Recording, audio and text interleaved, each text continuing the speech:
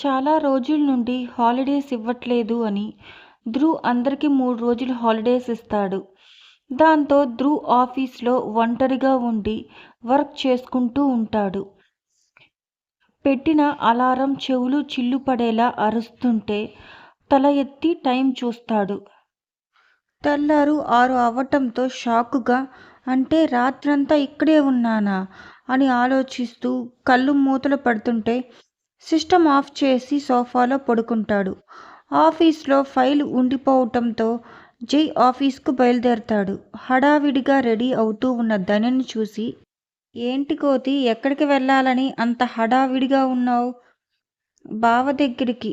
ఎలానో ఆఫీస్లోనే ఉండి ఆ డబ్బా ముందేసుకొని టపీ టపీమని కొట్టుకుంటూ ఉంటాడు.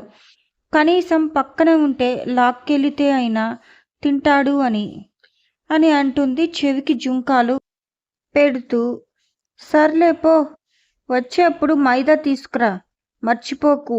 హా తెస్తాలే, వెళ్తున్నా అని తెలుపు దగ్గరకు వేసి స్కూటీ తీసుకొని ఆఫీస్కి స్టార్ట్ అవుతుంది. జై అక్కడికి వెళ్ళాక లైట్స్ అన్నీ అలానే ఉండటం చూసి, ఏమైంది, అన్నీ ఇలానే ఉన్నాయి, కొంప తీసి వీడు ఇక్కడే ఉన్నాడా రాత్రి అని ధ్రువ్ క్యాబిన్కి వెళ్తాడు. అక్కడ ధ్రువ్ పడుకుని ఉండటం చూసి దగ్గరకు వెళ్ళి చూస్తాడు. కళ్ళ కింద నల్లగా ఉన్న మార్క్స్ చూసి, ముద్దుగాడు, ఎప్పుడు చూడు పని పని అని అంటూ ఉంటాడు. అని అంటూ ఉండగా ఒక ఐడియా వచ్చి ధన్య ప్లేస్కి వెళ్తాడు.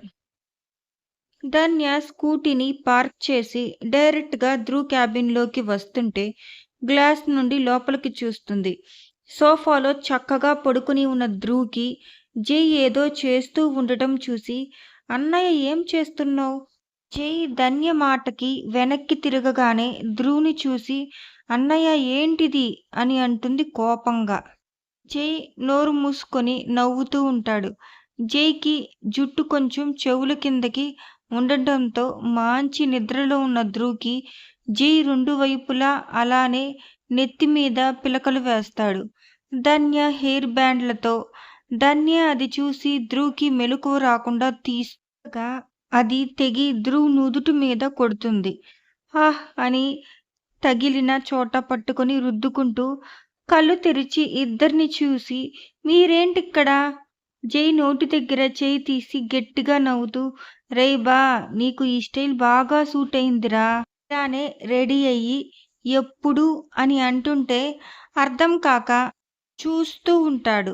అది అర్థమై జై సెల్ఫీ కెమెరా తీసి చూపిస్తాడు. అది తీసుకొని అందులో చూస్తాడు.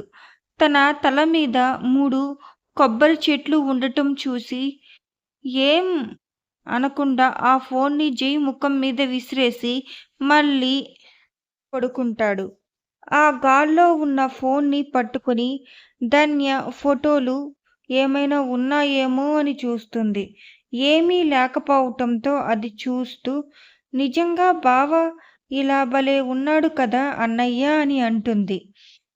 అది నిద్రలో ఉన్న ధ్రువ్ని కళ్ళు మూసుకునే పక్కనే ఉన్న ఫైల్ని విసురుతాడు. అది వచ్చి ఇద్దరు పక్కపక్కనే ఉండటంతో ఒకేసారి ముఖానికి తగులుతుంది. ఆహ్, పద, వీడు ఇప్పుడు మాట వినడు, మనది బయట ఉందాం అని ధన్యని తీసుకుని వెళ్ళిపోతాడు. అక్కడంతా సైలెంట్గా ఉండటంతో ధ్రువ్ కుక్కపిల్లలా ముడుచుకొని పడుకుంటాడు. ధన్యని బయటకు తీసుకువచ్చేసి తన ఫైల్ తీసుకుని వచ్చి, నా ఫైల్ దొరికింది, నేను వెళ్తున్నా, ఇక నువ్వు ఉంటావా ఇక్కడ? నేనుంటాలే, నువ్వు వెళ్ళు ఇంటికి. మళ్ళీ మా అన్షు వదిన వెయిట్ చేస్తూ ఉంటుంది నీకోసం. నిన్ను అని ఆ ఫైల్తో నెత్తి మీద కొట్టి, అల్లరి బాగా ఎక్కువైంది నీకు అని ఫైల్ తీసుకుని వెళ్ళిపోతాడు. ధన్య కొట్టిన చోట రుద్దుకుంటూ, ఈ ఇద్దరికి ముటిక్కై వేయటం బాగా అలవాటయింది, మీ చెప్తా తర్వాత అని అనుకుంటూ కూర్చొని ఫోన్ తీసి ఏవో డ్రామాలు చూస్తూ ఉంటుంది. ధ్రువ్కి కాసేపటికి మత్తు వదలటంతో లేచి జుట్టు నుండి బ్యాండలను తీస్తూ బయటికి వస్తాడు. ధన్య ఆ డ్రామాలో లీనమైపోయి మరీ చూస్తూ ఉండటంతో ధ్రువ్ వచ్చిన సంగతి కూడా చూడదు.